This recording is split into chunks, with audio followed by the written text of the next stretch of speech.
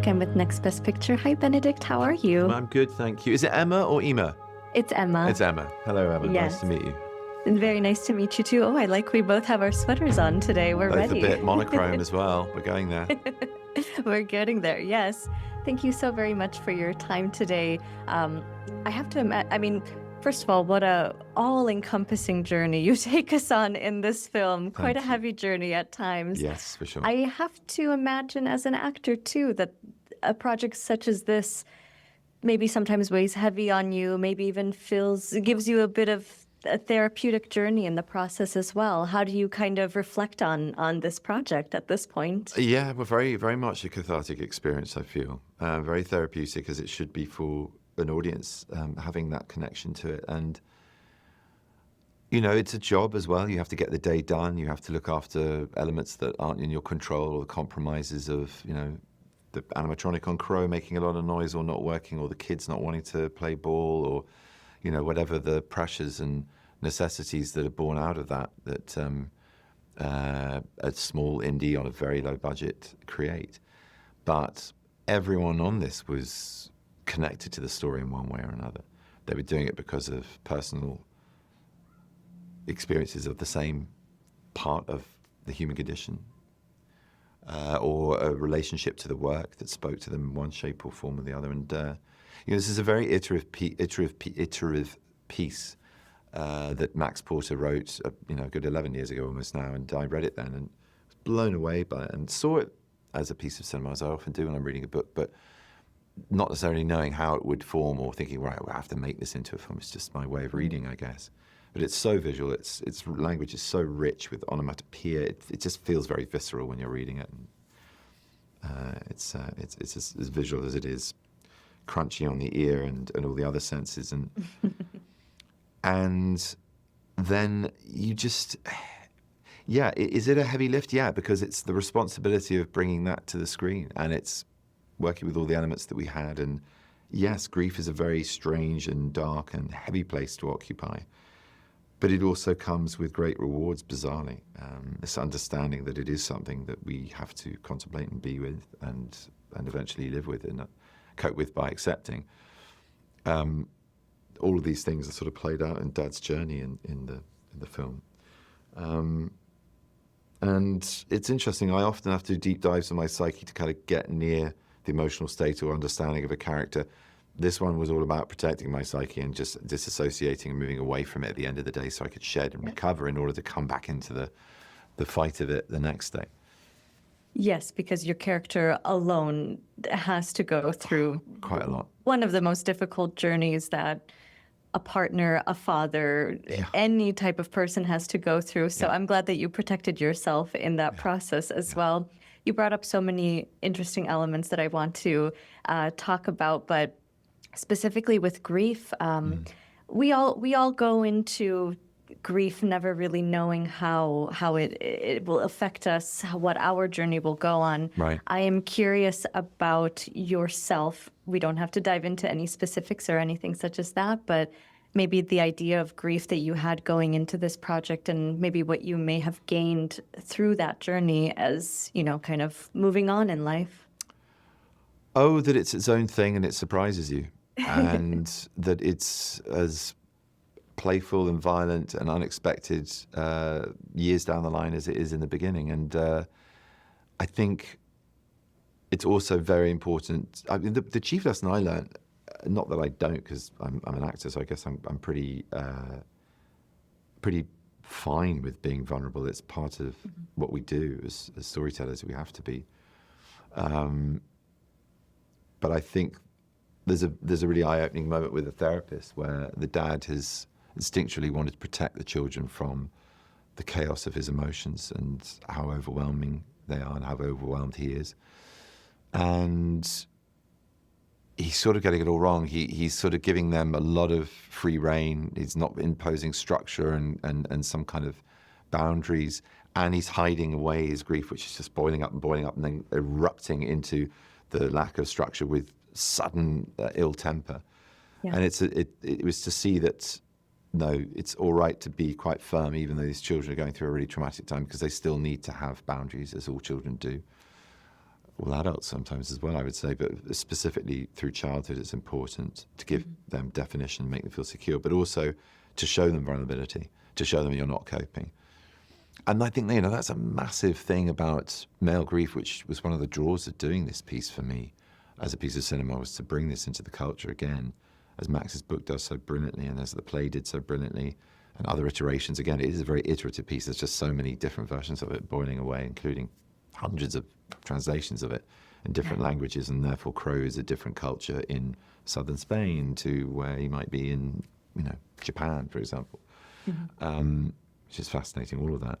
It is. It really is. It really is. And I feel, it was this idea of how male grief is front and center in this story that the culture's quite thin on. And grief in general, it's not taboo necessarily, but I think it's something which we have I'm generalizing here about what I know of grief in my culture. There's not a lot of ritual around it beyond the burial and the remembrance service.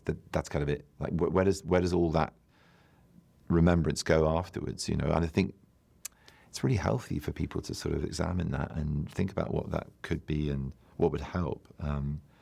Because the hardest part of it is when you feel isolated and alone in it and struggling with it like that. It's and that it's okay to sit with those feelings, even if they are uncomfortable for some point in time. Yes. That's all part of the growing process and learning process and just healing process in the end too. Exactly. And to learn that the healing isn't a sort of stage you reach in some kind of platitudinous kind of linear narrative and it's no longer a problem. No, the healing is accommodating it as something that you have to live with. Yeah. It's always a up and down journey for those of us who have experienced that. For sure. Just as you were talking about the emotional aspects of this film, there's just so many different parts of it that I can imagine were quite challenging for really any of the actors, yourself and the two young boys on here. Of course, you have the physical component of a lot of violence being thrown onto you, the emotional toll, and, working with those little boys. I know that too, not just the act of working with young children, but also something that is quite as heavy as this. All of that, I'm sure, has to play into some challenging days on set. Were any one of those in particular maybe the most difficult for you, or was it really just a combination of it all? The key relationship, Crow is obviously very, very integral, but there was a lot of adult involvement with that. So the key relationship for me that was the most important and therefore the hardest work in a way was with the boys. We had an amazing bond, and what we got on screen is extraordinary, but to create that, you're holding them safe. You're seeing them as parents, but also as colleagues and friends and children to play and just have fun and remember it's make-believe. And of course, there are all the usual producerial safeguardings of children on the set, the hours, the meal breaks, the education breaks, and also protecting them against the more heavy aspects of the subject matter. But it also reminding them that when we're doing this, it's all make-believe. And they were wide-eyed. They were absolutely enthralled looking at Eric in his Crow costume and watching it come together on him. They were amazed during the demon fight, going, "Oh my God, it's so exciting." On the set, it's rain coming down and that's collapsing. They were like kids in candy store. They couldn't believe it. It was like some kind of fairground. So it's recontextualizing things and working through it and learning how to negotiate as well. I'm just thinking, sorry, I'm laughing about how sometimes it would be a transitional thing, and Dylan in particular was incredibly humble. And one day when they wouldn't put on the makeup and the clothes and the jewelry of the mum for that scene, where I could see them dressing up as after I told them to get ready for bed, and Dylan went, "Okay, you can tell me to do something, and if it won't make me comfortable, I'll do it, and then we can. That's the trade-off. I'll do something, and then you can do that for me." So okay, and they wrote "poo" in red lipstick on his forehead and called him "weak man" for the whole day.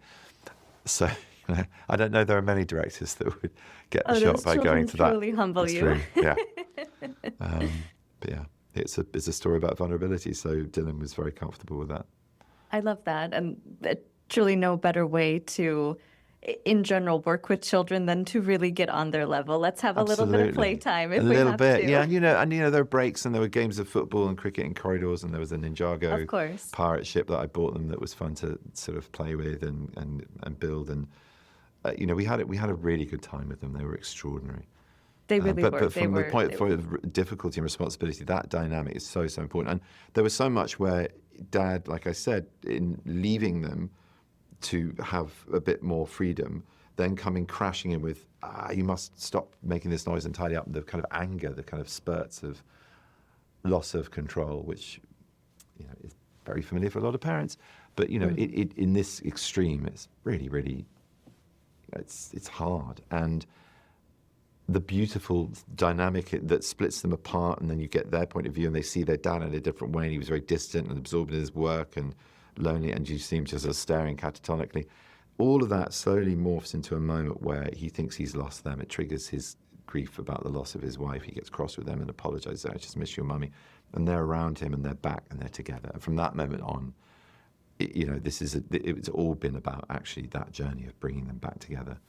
Yeah, it's always been about them. Yeah, it's always been about them. So yeah, that was the most important element, I think, to get right. And I think the arc of that in the film is really beautiful.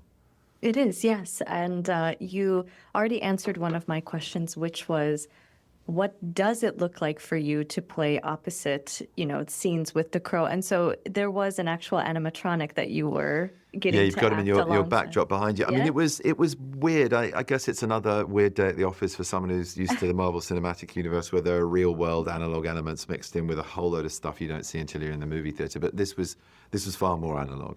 The only thing that we really augmented were his feet.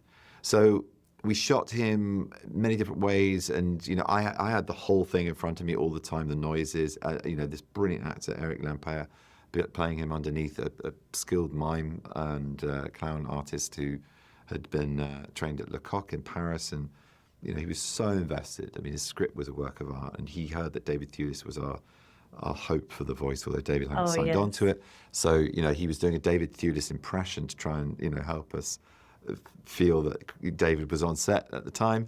And so it was this very delicate dance, like, well, I don't know that David would do it like that, so maybe we need to do one a bit more neutral, maybe you do one without you speaking, maybe you figure out the movements, especially for that voodoo-like dance of soul-sucking extraordinariness that the Stephen J. Hawking's and the rotating set, whilst Dad's getting drunk on whiskey, and Crow's kind of pulling at him and pulling out screams and anguish. That we had to really we sort of got used to it, and then we just lost ourselves to the music and just doing it.